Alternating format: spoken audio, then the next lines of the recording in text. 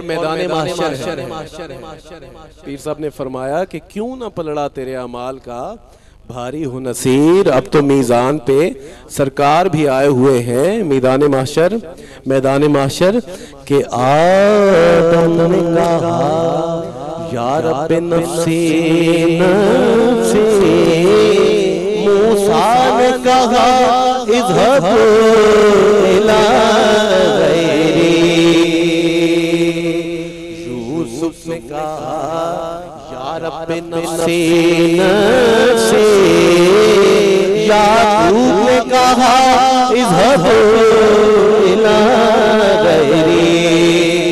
आदम ने कहा या रब्बे नफ्सी नफ्सी, मूसा ने कहा इज़हब इला गैरी, मुहम्मद रसूलुल्लाह ने कहा या रब्बे हबली उम्मती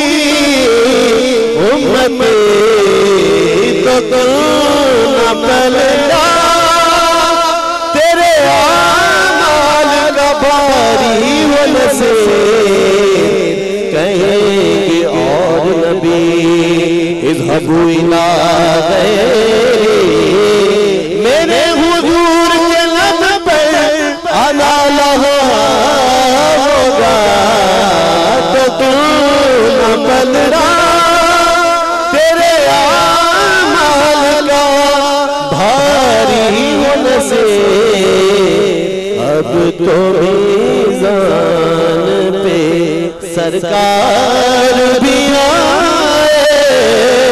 हुए, अब तो मीज़ान पे सरकार भी आए हुए,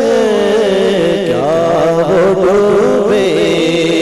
जो मोहम्मद के तरह हुए हैं।